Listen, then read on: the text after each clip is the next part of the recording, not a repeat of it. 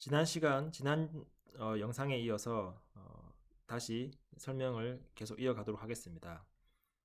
스태틱 이미지 컨트라스트는 결국 동적인 상태에서 우리가 촬영할 때 그 위치의 어타믹 뉴클라이의 개수나 아니면 타입 그리고 릴렉세이션 형태 같은 거에 이제 의해서 생기는 컨트라스트다라고 말씀을 드렸습니다.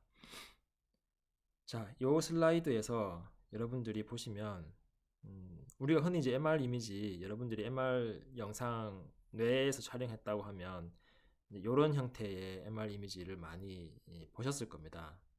그래서 이게 전형적인 어떤 MR 이미지죠. 여기서 보시면 우리가 이야기하는 이미지 컨트라스트라는 게 뭐냐 하면은 뭐 예를 들면 여기 굉장히 밝죠. 그리고 여기 좀 어둡습니다. 그렇죠? 그리고 여기도 어둡고 근데 약간 여기는 이제 조금 중간 정도 조금 더 그레이 그래서 위치별로 밝기의 차이가 나죠.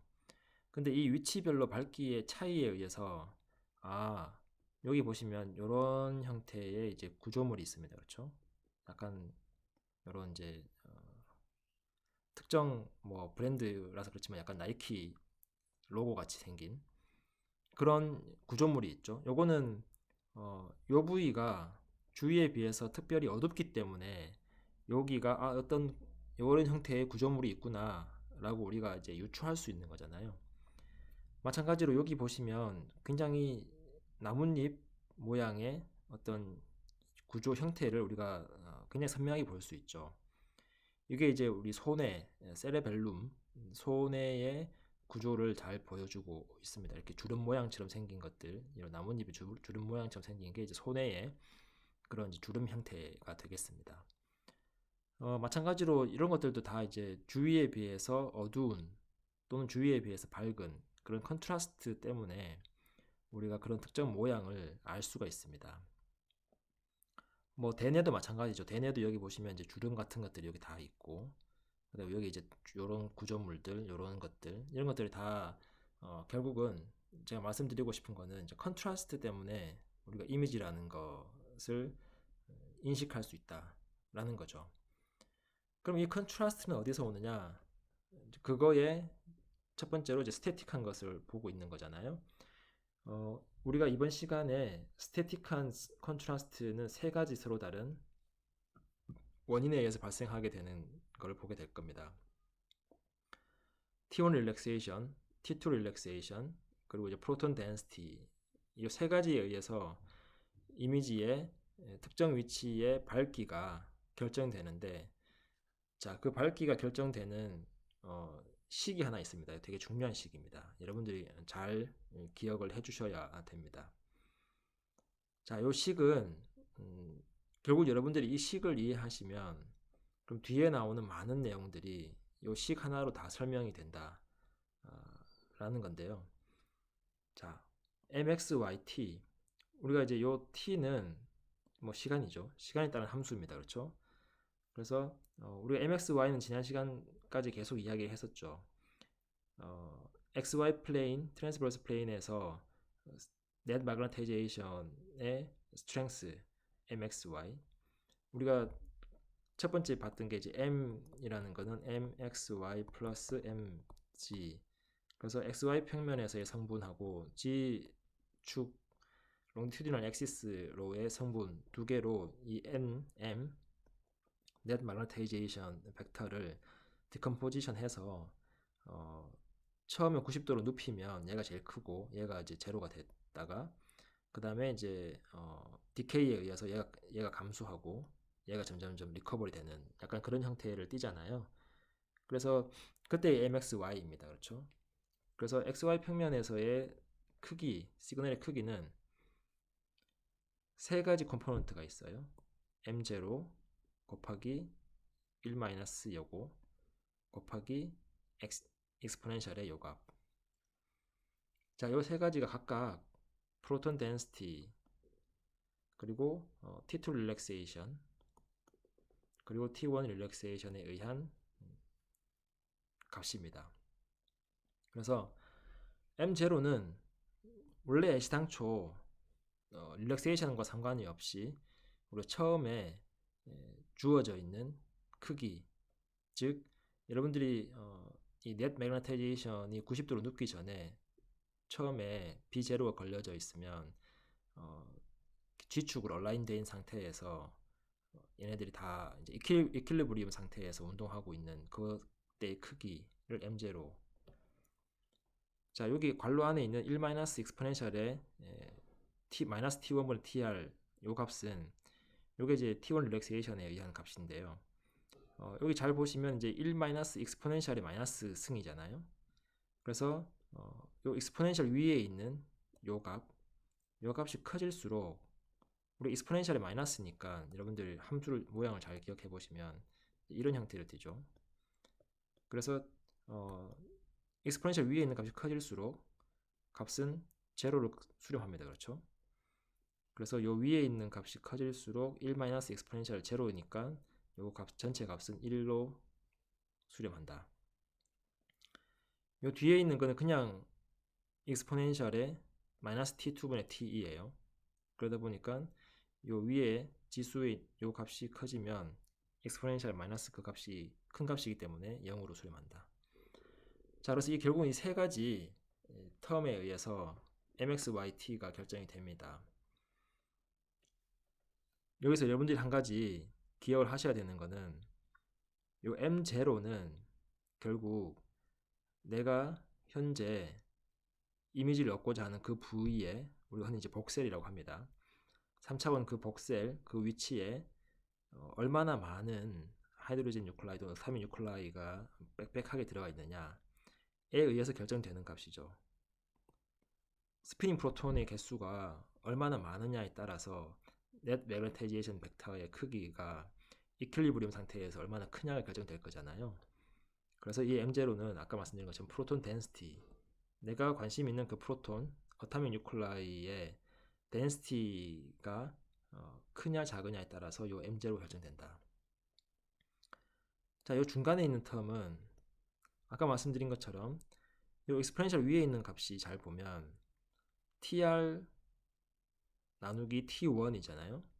그러니까 T1은 그 위치에서 T1 타임이 얼마냐, 그러니까 T1 리커버리 타임이 얼마나 기냐 짧냐의 이야기고, TR은 결국 내가 결정해주는 파라미터라고 말씀드렸죠. 그래서 TR이 내가 어느 정도 결정을 했다고 치면 이 T1이 커지면 분모가 커지는 거잖아요. T1이 커지면 분모가 커지고, 그럼 T1분의 TR 값은 어떻게 된다? 작아진다. 익스포넨셜의 마이너스인데 작아지는 값이면 1로 커지죠. 그래서 1-1로 커지는 값이니까 이 전체의 값은 작아지게 되죠. 그래서 다시 한번 말씀드리면 T1이 커지면 요 괄호 안에 있는 요 값은 작아집니다. 반대로 T1이 작아지면 그러면 T1분의 TR 값은 TR이 픽스되어 있으니까 T1분의 TR 값은 T1이 작아질수록 어떻게 된다? 커지죠. 그래서 익스포넨셜이 마이너스 큰 값이니까 0에 가까워지죠. 따라서 1 익스포넨셜 값은 1에 가까워집니다. 그렇죠?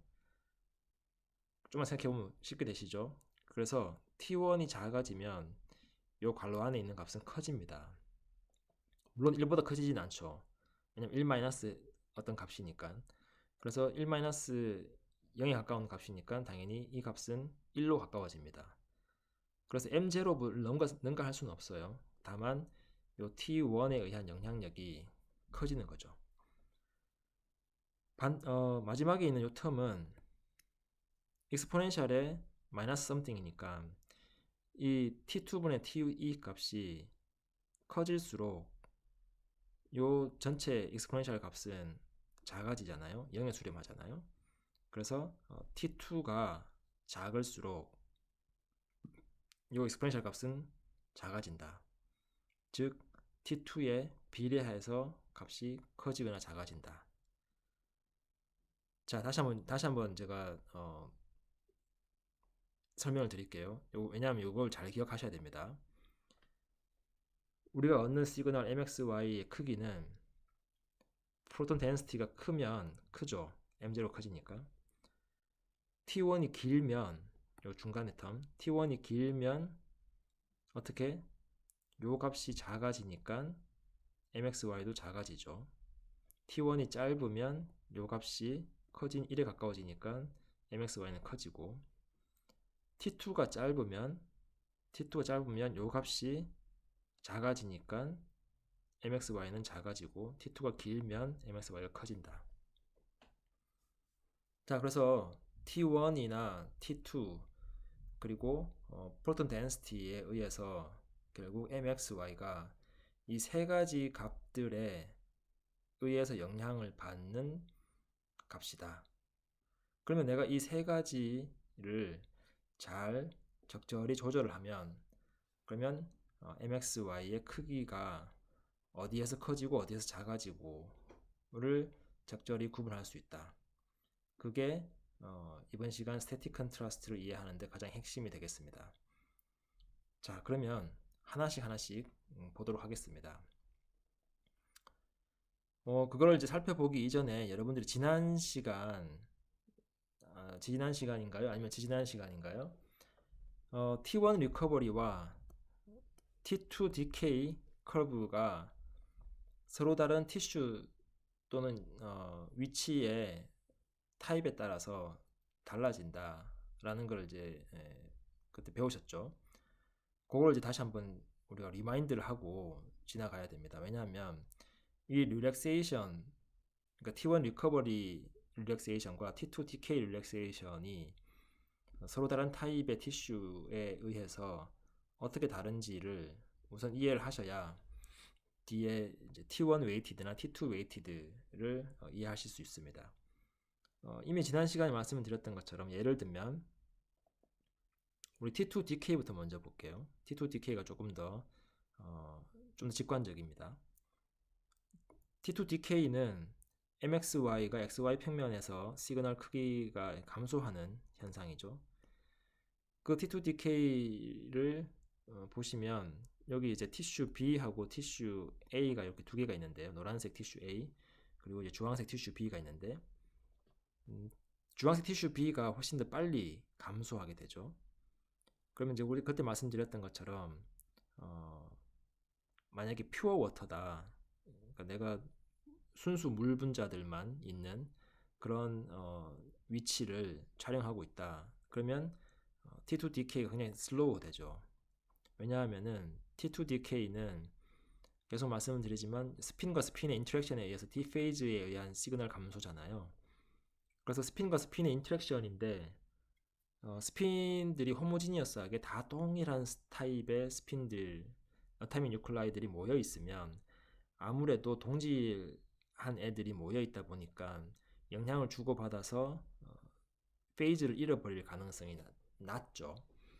그래서 이제 페이즈를 천천히 잃어버린다. 그래서 시그널의 감소가 느리다. 반면 예를 들면 이제 팻 같은 경우, 얘는 그래서 워터 아니면 이제 팻 같은 경우 물 분자들 주위에 이제 지방 덩어리들이 많이 있어요. 그러니까 나랑 서로 다른 이제 성격을 가진 애들이 주위에 많잖아요. 그러다 보면 나는 금방 페이즈를 잃어버리죠. 동질성이 없어지니까요. 그래서 이 시그널의 감소가 굉장히 급격하게 일어난다. 우리가 T2 타임은 그때 어떻게 이야기했냐면은 처음에 있던 요 시그널의 크기가 대충 한 37% 정도까지 시그널을 이제 잃어버리는 데까지 걸리는 시간이 T2라고 했습니다. 그렇죠? 그래서 시그널을 그냥 빨리 잃어버리면 T2 타임이 짧고 시그널을 천천히 잃어버리면 감소하게 되면 T2 타임이 조금 깁니다. 그래서 내가 이 T2 타임이 짧고 긴 거는 중요한 게 내가 찍고 있는 위치가 물 분자가 순수히 많은 곳이냐 아니면 지방 조직이냐 뭐 이런 거에 따라서 달라진다. 근데 이게 달라지는 게 어떤 차이를 가져오느냐? 예를 들면 내가 어떤 특정한 시간에 뭐 이제 요런 시간에 시그널을 얻었어요. 그러면은 티슈 A는 이 정도 크기의 인텐시티를 가지고 있을 거고 티슈 B는 이 정도 크기의 인텐시티를 가지고 있죠. 근데 반면에 내가 이 타이밍에 시그널을 얻었다. 그럼 티슈 A는 이 크기, 티슈 B는 이 크기입니다. 그렇죠? 그래서 티슈 B는 거의 값이 없고 티슈 A는 약간 미미한 값이 있죠. 그래서 시그널을 내가 언제 얻느냐에 따라서 이 티슈 A와 B의 인텐시티의 차이가 달라지게 됩니다. 그래서 요 밑에 이제 이미지를 보시면 CSF는 굉장히 밝죠. 여기 보시면 여기가 이제 이렇게 약간 나비 모양처럼 생긴 요 밝은 위치, 요게 뇌의 이제 좌우 헤미스피어의 중간 부분에 있는데 여기가 세레브로 스파이널 플루이드 CSF라고 우리가 이야기했죠. 그래서 척수액이 여기 차 있습니다. 그래서 얘는 이제 플루이드입니다. 그러다 보니까 시그널의 감소가 굉장히 느리고 그러다 보니까 시그널이 굉장히 밝게 나오죠. 반면 이제 여기 있는 이런 이 데네피지 그레이 매터, 요게 이제 그레이 매터, 요거는 아무래도 우리가 지방 조직 같은 것들이 같이 이제 있을 수 있기 때문에 시그널이 어둡습니다. 리커버리도 마찬가지예요. 우리가 MXY의 감소가 이 MG 결국 T1 리커버리와도 연관이 되어 있잖아요. 그래서 T2가 빨리 감소하면 당연히 그의 반대급부로 T1도 빨리 회복된다. 여기서 리커버리죠. 그래서 여기 보시면 여기 A, 그러니까 죄송하게도 오른쪽 T2의 그래프에서 A와 이 왼쪽 T1의 그래프에서 A가 같은 A는 아니에요. 근데 어쨌든 두 개가 서로 다른 A, B라고 가정하면 T1 리커버리 입장에서 보시면 어떤 위치는 리커버리가 빠르고 빨간색, 어떤 위치는 리커버리 느리다. 요거는 이제 왜 그러냐면은 티슈 B 같은 경우는 디케이가 느리기 때문에 리커버리도 느린 거고요. 그리고 티슈 A 같은 경우는 빨리 디케이 되기 때문에 리커버리가 빨리 되죠. G축으로. 그래서 대충 저희가 그때 말씀드렸던 게 한 67% 또는 64% 정도까지 회복되는데 걸리는 시간이 T1 타임이었으니까 이 회복이 빠르면 T1이 짧고 회복이 느리면 T1이 커진다. 근데 회복이 빠른 거는 fat이죠. 아까 말씀드린 것처럼 DK가 빠르니까. 그리고 회복이 느린 거는 water. 왜냐하면 DK가 느리니까요. 그래서 이 티슈 A와 티슈 B 서로 다른 특성의 티슈에 따라서 리커버리도 달라진다. 그래서 보시면 이 T1 리커버리 시그널을 측정을 하게 되면 아까와는 반대로 여기가 이제 CSF였잖아요. 여기가. 근데 여기 어둡죠. 시그널이 굉장히 이제 그 인텐시티가 작다는 얘기입니다. 왜냐하면 이제 워터 같은 경우는 T1 리커버리가 굉장히 늦기 때문에 내가 어떤 특정한 타임에 시그널을 얻으면 아무래도 리커버리 느린 거는 시그널이 작고 리커버리 빠른 건 시그널이 크죠. 그래서 내가 특정한 시점에 시그널을 얻으면 물분자가 많을수록 순수한 물분자가 많을수록 T1 리커버리 타임 입장에서 봤을 때는 시그널이 작다. 반면 여기 보시면 이제 여기 화이트 매터 부분이 약간 좀 밝죠. 여기 이제 팻 부분이니까. 그래서 시그널이 큽니다. 그렇죠? 자, 그래서 T1 시그널과 T2 시그널의 크기를 가지고 우리가 이야기해 봤을 때 중요한 게 티슈의 프로퍼티에 의해서 릴렉세이션 커브 모양이 달라지고 물분자에 가깝냐, 그러니까 이 순수 물분자들이 모여 있는 거냐, 아니면 이제 팻처럼 다른 것들이 섞여 있느냐에 따라서 시그널이 크게 달라지고 그거에 의해서 컨트라스트가 생긴다. 우리가 흔히 T1 타임, T2 타임이라고 이야기하는데, 그러니까 T1이 짧다, 길다, T2가 짧다, 길다. 이런 것들을 이제 서로 다른 부위별로 보시면 아까 말씀드린 것처럼 여기 좀 이렇게 없애고 볼게요. 잘 안 보이니까. 아까 말씀드린 것처럼 이 fat 같은 경우는 T2 DK가 빨리 되죠. 그래서 그냥 빠른 시간에 시그널을 잃어버리고 60ms 정도 시그널이 37% 정도까지 감소한다. 반면 T1 입장에서 보면 굉장히 빨리 회복되잖아요. 그래서 한 260ms 정도 빠른 시간에 64% 정도 대략 회복한다. 그거에 이제 정반대되는 게 이 CSF였습니다. 플루이드. 그래서 CSF 같은 경우는 280ms 굉장히 길죠. 60에 비하면 얘와 얘를 대비시켜 보면 60에 비하면 거의 뭐 4배 가까이 되는 시간만큼 느리게 디케이가 된다. 그래서 280ms 정도 지나야 한 37% 정도 시그널 감소한다. 뭐 마찬가지로 이제 T1 리커버리도 그냥 길게 일어나죠. 거의 2500, 10배 가까이 시간이 차이가 납니다. 그렇죠? 그래서 2500ms 정도 지나야 회복된다.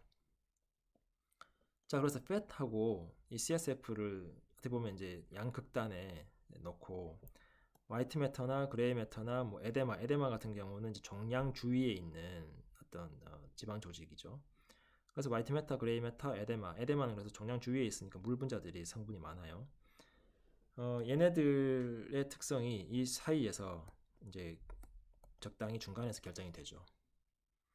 자, 이 프로톤 덴시티는 예를 들면 CSF인 경우를 1로 맥시멈이라고 가정했을 때 이 프로톤 덴시티 FAT 같은 경우는 프로톤이 거의 없다는 뜻이죠.